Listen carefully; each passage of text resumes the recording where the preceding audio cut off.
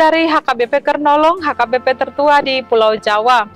Bapak Ibu Saudara yang terkasih, sebelum kita memasuki peraduan malam, mari kita mendengar firman Tuhan, kita berdoa.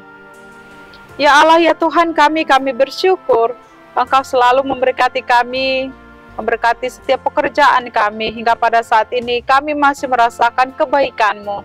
Bapa di sorga, kami hendak mendengar firman-Mu, berkatilah kami. Dalam nama Tuhan Yesus kami berdoa. Amin.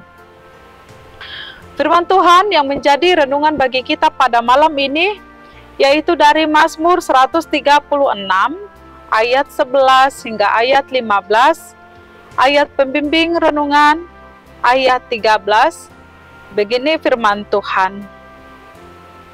Kepada Dia yang membelah laut Teberau menjadi dua belahan, bahwasanya untuk selama-lamanya kasih setianya. Demikian firman Tuhan.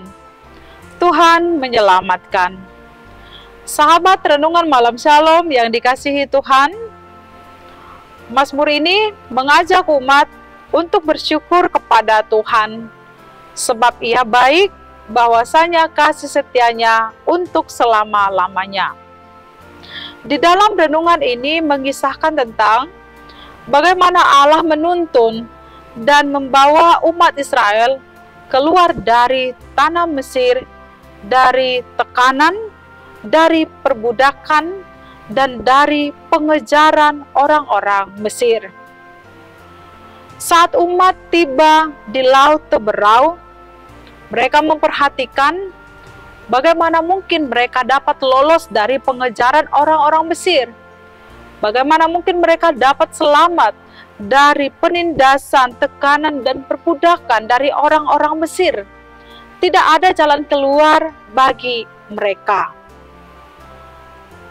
Namun, Tuhan selalu berpihak kepada umatnya.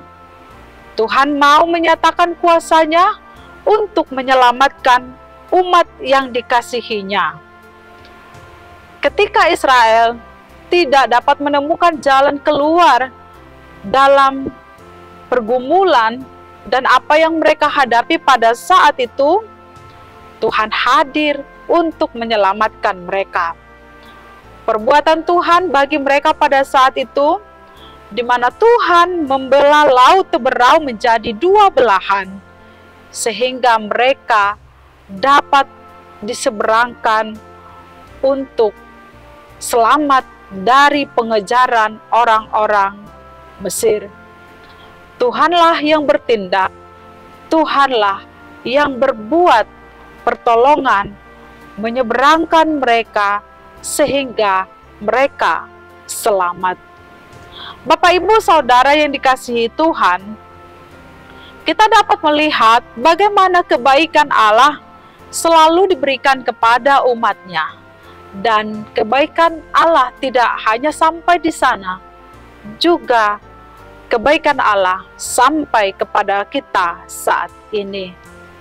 Kebaikan Allah tidak hanya ketika kita di dalam keadaan hidup kita merasakan kebahagiaan dan semuanya lancar-lancar saja.